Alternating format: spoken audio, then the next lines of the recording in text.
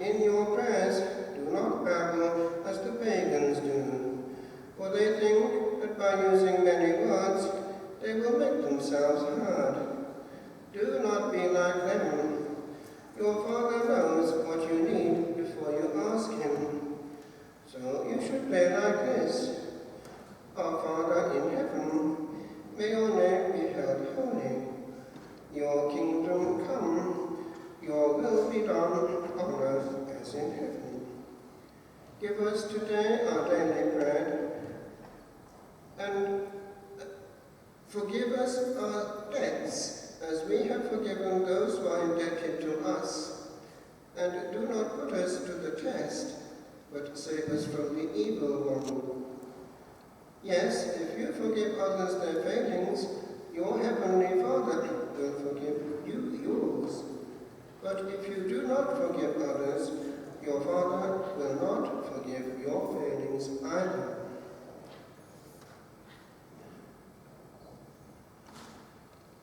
The Gospel of the Lord. Lord Jesus Christ.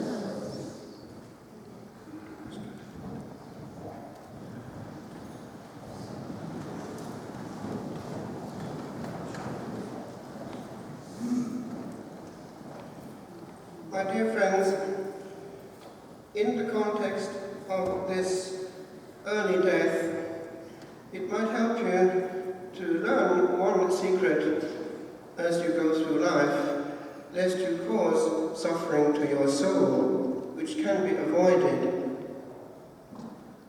It's by this simple method of having no will outside the divine will. For if we have that, then we are free. Until that happens, we are in bondage to our own will and we suffer. It applies when it comes to a death of a dear person, for we must be free and not hold on. The Lord knows better than we do. There is also another thing, it's this. I help people often to get out of a spot by reminding them of what actually they have and not what they no longer have. Let me put it this way. I remember when a child, we were all in front of the preacher back in Cardiff when I was brought up, and he presented to us a white sheet. It was simply a large blotting paper. But the blotting paper had in the midst of it one big blot. And he asked us all, as we sat before him, in Welsh, which was our language, with the chi'n gweld, what can you see? And we all, to a child, answered the same thing, a blot. And at the end of the interrogation, he simply said, no one saw the white. And it's like that with life, my friends. We only see the bit that's actually missing, and we can't see what we've got. One day is a free gift. Take it while you have it. Tomorrow it may not come, or if it does, it may come in a far worse form than the present. Be grateful for what you have, and take care of it.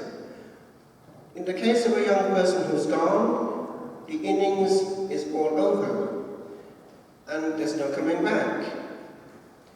Now, in the case of Shirley, there was one beautiful thing which I'd like to console you with.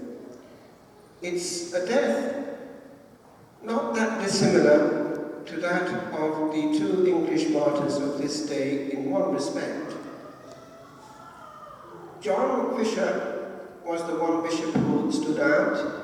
He was Bishop of Rochester, and all the other bishops were afraid to say anything against Henry VIII.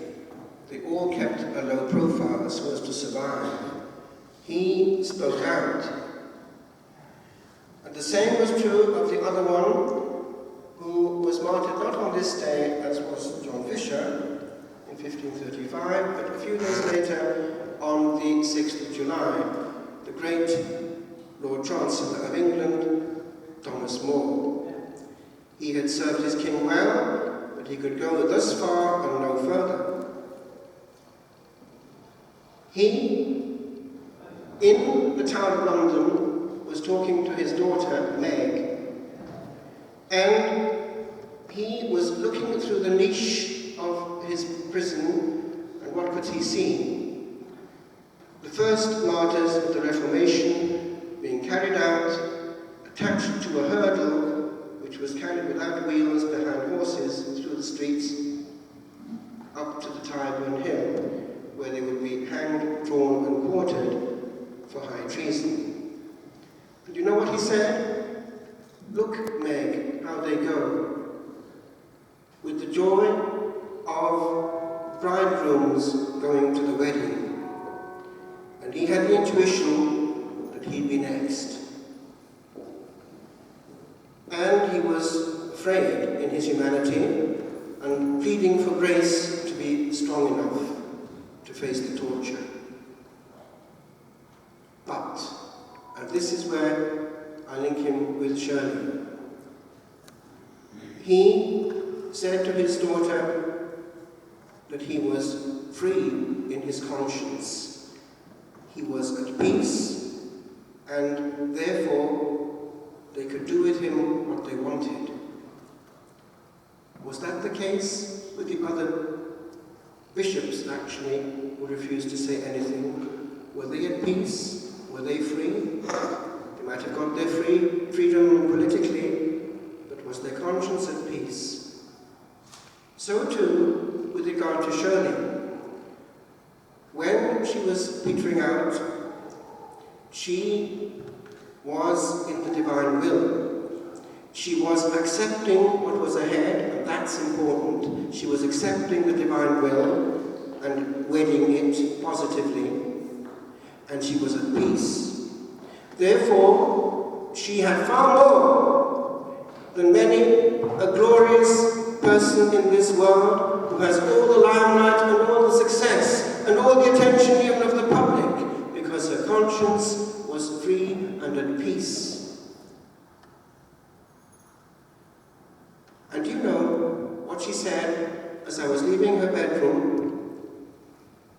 She said calmly, with a twinkle in her eye, I'll pray for you, and you pray for me. My friends, that's a peaceful end. Don't think this is a tragedy. A Christian death is not a tragedy, it's a victory. Follow her example and be at peace with your King in such a way that should he call unexpectedly, you too are in the divine will. There's only one tragedy, my friends, in the universe, big time. It's not to get to the other side, safe and sound. All the rest is relative.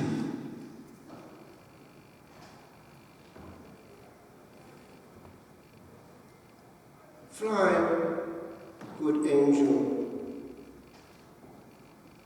A little while we play upon this field of aeons made of moments passing on.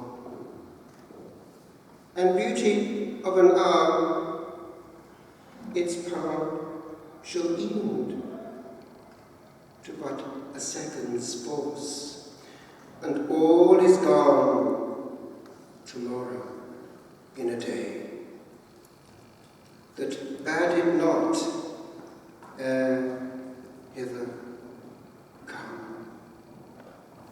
For now 'tis yesterday, good friend, for thee, whose end shall be forgot by ne'er an hour, for memories have no day. And yet this hour that took thee clapped the skies and snatched thy smiling air. Fade 'neath the stars that danced for thy short season. For here lies a morsel of a little life of scars that knew a pain, much pain, such heavy pain, now hid from